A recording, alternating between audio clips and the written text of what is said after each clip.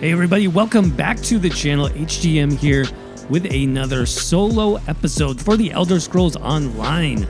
In this video, we'll be taking a look at soloing every world boss in the Summerset chapter, getting us the Defender of Summerset achievement. You know, in terms of difficulty, I would say that the Summerset world bosses are pretty similar to the Hrothgar world bosses, which I covered in the last episode. Make sure you check that out. If you have not, I'll have a link for it down below. As usual, I'll be covering different tips and tricks for soloing these bosses. In this case, I'm on a solo Necromancer build, but pretty much any class should be able to solo the majority of these bosses. So back to Summerset, here we go.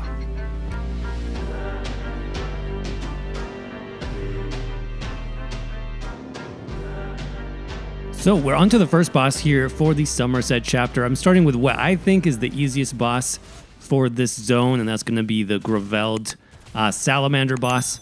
Now let me talk about the build for a couple minutes. This is the new hybrid Necromancer build, which means it's a combination of two-handed skills as well as destruction staff skills, so combining those stamina and magicka abilities for a pretty fun and unique hybrid build in my opinion. In terms of the sets that I'm using, I am using New Moon Acolyte on the front bar, as well as 3 pieces of jewelry. On the body, I am using 5 pieces of Pelinals. That's going to make our weapon and spell damage the same, and that's really what helps the hybrid setup. For the monster helm, I am using the Ice Heart set, and then for my back bar, since I'm just running New Moon Acolyte on the front bar, I can use a VMA Inferno Staff for the back bar. Of course, that's not required, but it will give you a little bit of extra damage on your light and heavy attacks. As far as the skills on the front bar, the two-hand bar, we've got Reverse Slice for that AoE splash execute damage. We, of course, have Brawler for the damage shield and the AoE cleave damage. I've got Mystic Siphon as a very nice AoE damage over time that also restores magicka. I have Blast Bones as one of our other spammables. You can use either morph in this case. Then we have Rally for our major brutality as well as our burst heal. And then we have the Psijic Order Temporal Guard ultimate that's going to give us minor protection as well as a pretty nice damage shield when we block those boss heavy attacks on our front bar. For our back bar destruction staff, we've got Unnerving Boneyard as the first ability. This gives us both Major Fracture and Major Breach. Really nice for a solo hybrid build. Then, of course, we have Wall of Fire. I'm also using Mortal Coil. That's another one of the Necromancer's unique siphoning skills. We've got Beckoning Armor as our armor buff. That also chains in any ranged enemies that attack us. And we're using Spirit Guardian for the extra healing and damage mitigation. And finally, the ultimate, of course, is going to be the Necromancer Colossus. You can use either morph. One morph will give you a stun, and then the Pestilent Colossus, which is what I'm using now, that gives you a bit more damage on each hit. So that brings us up to Groveveld, and he is a very simple world boss.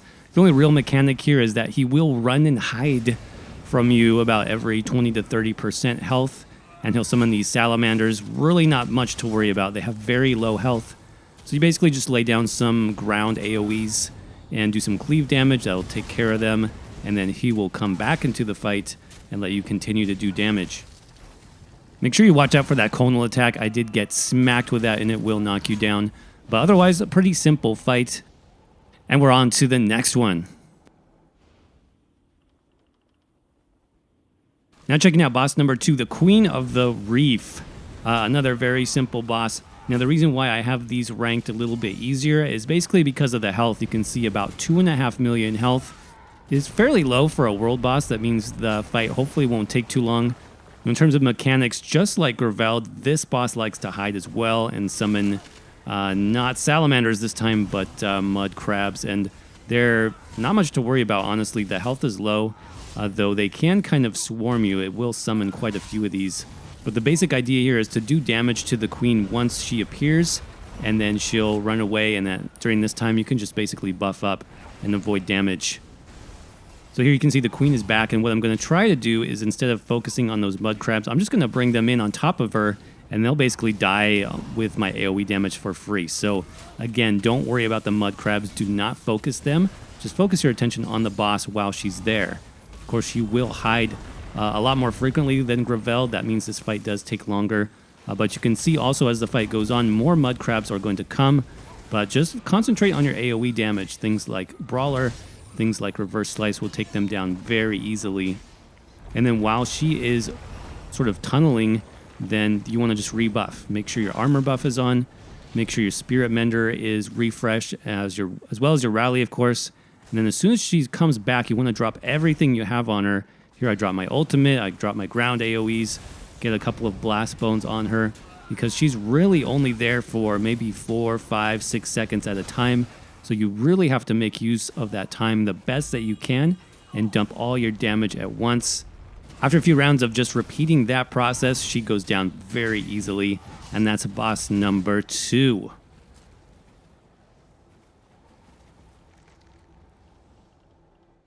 Boss number 3 is an interesting one. This is going to be Keelsplitter. You know, the mechanics are similar to the last 2 fights, but the reason why I've ranked this higher is if you look at that health, over 5 million health. That's twice the health of the last 2 bosses that we fought. I don't really know why they decided to build the boss that way, but basically the fight is going to take longer. Just expect that if you're trying to solo this boss, because that is a lot of health. Now, in terms of the mechanics, not too much really to worry about here. The main mechanic you see there is the splash, a big AoE circle of damage that if you don't block or dodge roll, you will get stunned and you will take quite a bit of damage. So make sure you either block or dodge roll that. But basically, she's just going to do normal attacks and then the splash. Now, here's where things are going to take a little bit longer. She will fly to a different area of the map, and you'll need to follow her basically and keep doing damage, of course, while also blocking that splash knockdown effect. And the other thing that we'll start to see here is some little snakes on the ground. And the snakes are annoying because they can actually snare you, making it harder to chase Keelsplitter down to the next location. So just keep that in mind. Make sure you are watching out for those little red circles because they can be very annoying. Of course, make sure you block that special attack and then keep on the pressure. Now, this boss really is a case where if I was a ranged build, this would be a lot easier because basically having to chase her around the map, and since I don't have a lot of ranged abilities, I'm not able to do as much damage during that time. So basically, I have to reset the fight almost every time, throwing down my ground AoEs again, you know, my Wall of Elements, my Boneyard. Those, I have to reset those basically every time. Really, the only ranged ability I have is my Blast Bones, so I do try to make the best effect of that I can. One more mechanic here you'll see is sort of another radial mechanic behind me. That will knock you down as well, so watch out for that. But I would say overall the fight is simple as the other ones are. It's just going to take longer, of course, because the boss health is more than twice the amount of what we saw with the other 2 bosses. So keep on your dots, keep on your ground-based AoEs, and then keep sending those blast bones if you're a Necromancer. That's going to be your best bet to do consistent damage, and you'll eventually get her down too.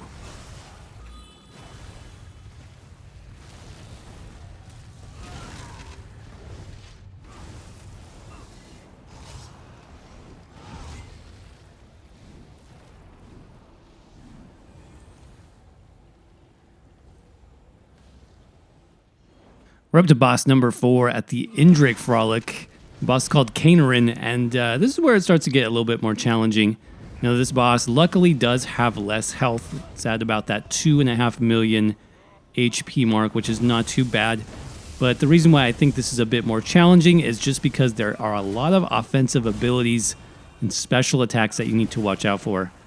Now, it will summon some skeletons here, which are not too much of a problem. They can damage you, though. Some casters can be annoying. Luckily, we have that chain armor ability, which you can see right there. We'll bring them in. But here's one of those special abilities I talked about. This basic summon ability can knock you down pretty consistently, so it is annoying. I find that circling around behind the boss kind of helps with that.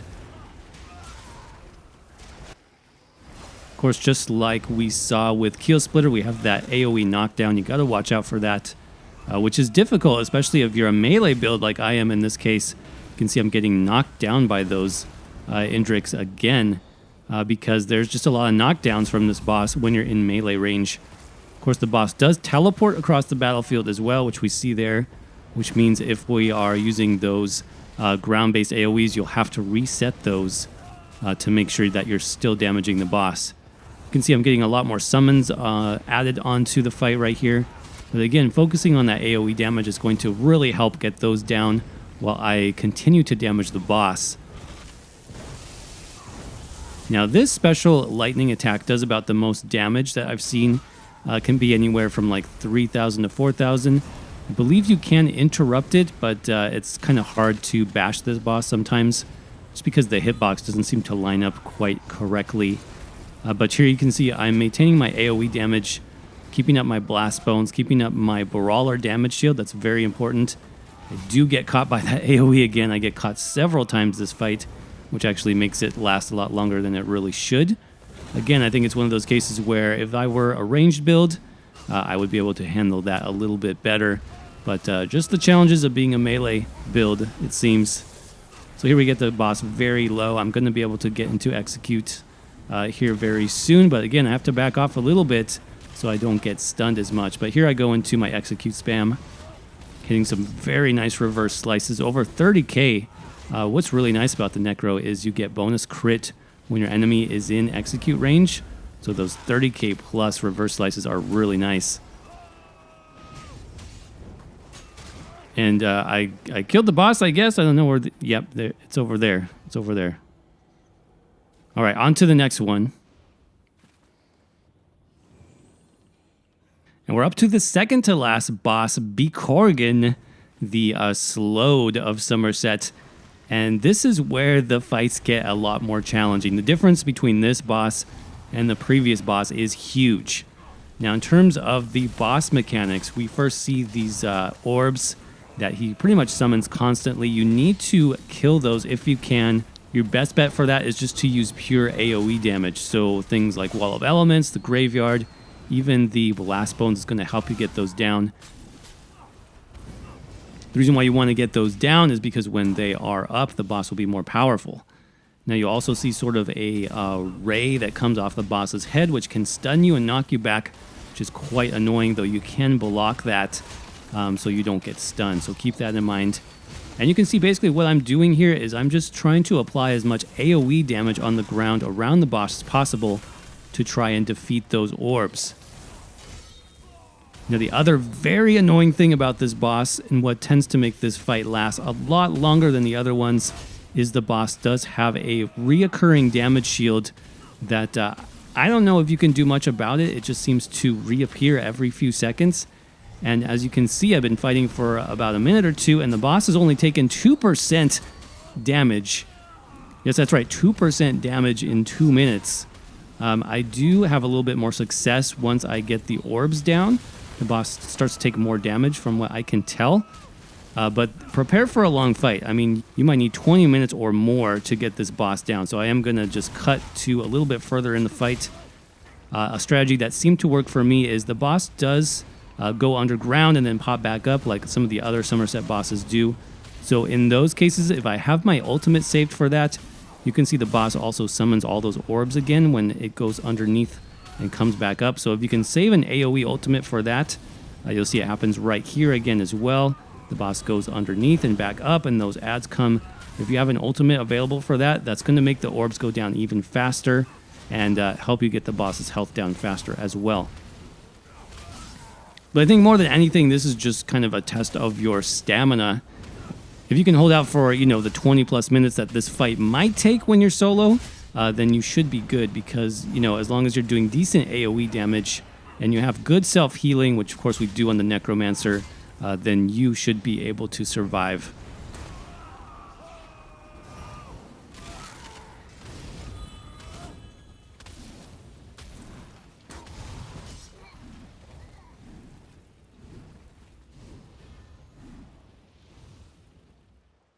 So that brings us up to the final round, world boss number 6 of the Summerset chapter. That's the Griffin Run. And this is a challenge, I will say. This, in terms of like comparing this to other world bosses, it's definitely similar to that unfinished dolmen from the Hrothgar DLC. So expect a fight here. It will take a couple minutes just to kind of go through the sequence of the griffins are, landing in their nest. So you do have to kind of just wait for them to get to you. But what we have here is basically 2 griffins, both with their own unique abilities that you need to fight first separately and then together, which is quite challenging. So the first griffin that we have is Halacia, I'm going to say. And you can see also quite a lot of hit points just on this one griffin. About 4 million hit points. Combine that with the other griffin, you're looking at a total of 8 million plus hit points, which is a lot. This is going to be another long fight, similar to the previous one. Now, in terms of those abilities, this griffin is the easiest of the two, and that's because she's mostly just there on the ground, as you can see. She does some basic, claws and beak attacks. She does jump back and send some winds your way, which can knock you down, as you can see. You also have that conal attack that you need to sidestep and avoid. You can see more claw strikes there, which aren't doing too much damage. Overall, this is definitely the easier of the two griffins. So I'm going to make sure that my ground effects are on. I'm going to keep my brawler up and just continue to dodge those area of effects because they can knock you down and they do hurt when they hit you. You can see the splash attack there as well, which would also knock you down. So once you get this first griffin down to about 50% health, she's going to have enough of you. She's going to take off, and then she's going to tag team the next griffin to come in. That's going to be Nagravia, which is, in my opinion, the more difficult of the two. She has that splash attack as well, and more of these winds you can see just all over, little AoE circles all over the place that can slow you down, do damage. She can also fly through the air and knock you down. So the strategy here is really to try to stay behind her as much as you can. Which is difficult, again, on a melee build. I think if you are a ranged build, you'll have a little bit of an easier time with this, but you can see it's just hard to lock her down in one place, and this is why she's more difficult. She doesn't stay on the ground like the first griffin did. So make sure that you have, for example, your blast bones up all the time. That's going to be able to chase her down more than any of your other abilities. You might also think about running some other skills here. I mean, some damage over time effects would be helpful when she's flying around and you can't hit her with your two-hander, so maybe even, I don't know, switch to a bow. You could run poison injection, you could run the bolt ultimate, and you might have a little bit of an easier fight here. But I basically keep my blast bones up. You can see I have lots of corpses on the ground, which is good. I can keep my tethers up with those, which is really the key to success on this fight, is you need both tethers on your Necromancer build. So we get both Magicka sustain and stamina and healing from both of those tethers, so that's going to be really key. That, as well as our tripods, really to just keep us alive through this entire fight. You can see now I'm getting her closer to half health. At this point, then, the second griffin is going to join back in, and this is where it gets interesting, folks. This is hard. This is a challenge for sure. So you have both griffins doing both of their special attacks at the same time, many times overlapping with each other. You can see you have... I can't even describe what's going on here. There's so much AoEs on the ground that I'm trying to dodge and stay mobile. I think I'm doing an okay job. I do get hit and I do get knocked down a couple times. But in terms of the focus here, I am going to go back to Halacia, or however you say her name, the griffin that stays on the ground, because she's just easier to damage. So I'm going to throw down my ground AoEs, my wall of elements, my graveyard, my tethers, and I'm going to make sure that at least one of the griffins is taking damage. Like I said, that griffin that's on the ground right here. And I'm going to focus basically on her because I want to get one of them down at least. I don't want to fight both of them for the entire rest of the fight. So focus Halacia and try to kill her off first if you can. That's going to make the overall fight easier.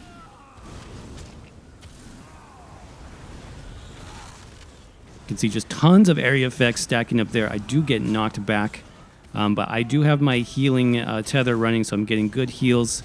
Finally, I'm able to get her down with that AoE damage. And now I'm down to just the last griffin here, the flying version, which is, like I said, harder to damage. You can see I miss my ultimate there, which is a bummer. And she flies in towards me. I dodge the first one, but then I get pegged by the second one. I get knocked down.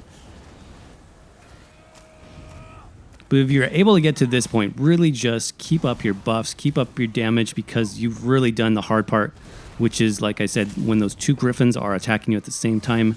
If you can get through that, then you have got it done on this fight. Just keep up your blast bones. I'm switching over to reverse slice for execute range, keeping up my buffs, my healing. I do get knocked down one more time, but that's basically going to be it. I'm going to be able to finish off this fight. And there you go. Soloing all the world bosses for the Summerset chapter. This was really fun, actually, to do.